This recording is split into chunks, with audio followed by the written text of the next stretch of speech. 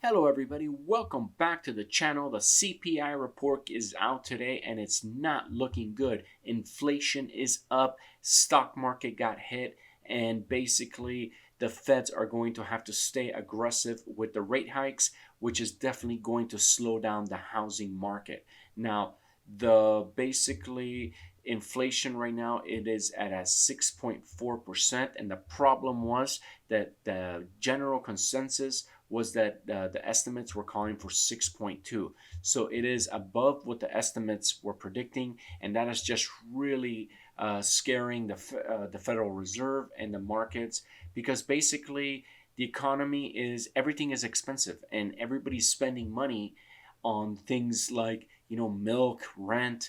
I guess food is one of the things that really have gone up, and you know what?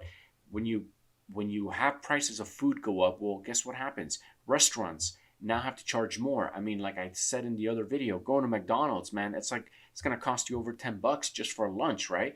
Or 10, $12. I mean, just go to Subway.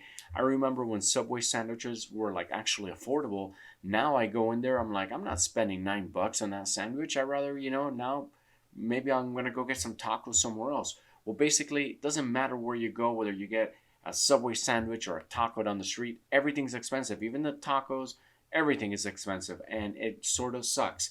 So mortgages are going to go up, guys. And what do we have with the housing market, right? The housing market is basically has been going sideways, unfortunately. For some, that wanted to go up, obviously, if they want to sell to get the most amount for their property, they want it to go up. But unfortunately, buyers are just not buying at that high price. You know what? It's just a little bit unaffordable when you factor in here. Let's jump over to the Redfin weekly housing market data to look at some graphs. Look, here we go. First of all, we have this is the new listings, and unfortunately, we're just still way below the average, right? So the average was right here. Let's put on 2020.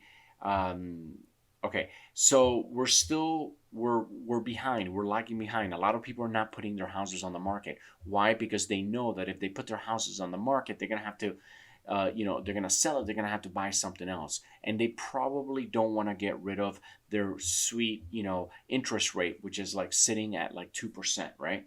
Or like 2 to 3, 4%, however low they got it. But basically, they don't want to give up that percentage. So they're not eager to sell. Nobody's eager to sell if it's going to cost them like an arm and a leg to move into something else. So you see, we still have a lack of inventory, which unfortunately, with inflation and with everything that's going on, it is keeping the prices high. Now here are the prices basically, and look, we're even a little bit more expensive than this time last year.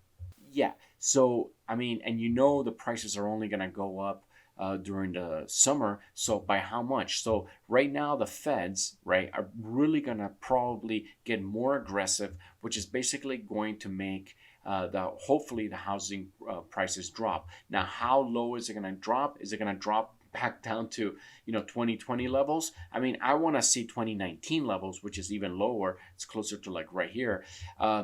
Or at least somewhere definitely way below that 2021. I want to see that crash, but the problem is right now we have super high tight employment, and you know what, it might help the fact that we have tight employment, because if the feds really get aggressive with trying to tame down inflation, that could cause possibly a soft landing if the economy does slow down dramatically. But again, the home prices, with people not putting their houses up for sale, it is definitely keeping those prices really, really high, which sucks for anybody right now who wants to buy a house. Because right now, again, we're seeing another supply crunch. So let's hope that, inventory starts to open up. Right now, I just don't see how that's going to happen with the current environment.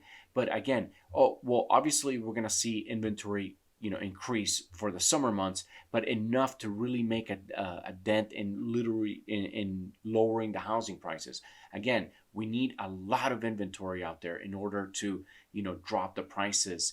And you know what? We're just not seeing that inventory surge. So let's hope for the best. I'm thinking I'm thinking we continue to go sideways. I'm just let's see what the Federal Reserve does, and let's see, how the markets react. And I will bring you, day to day news on this topic because I just love it.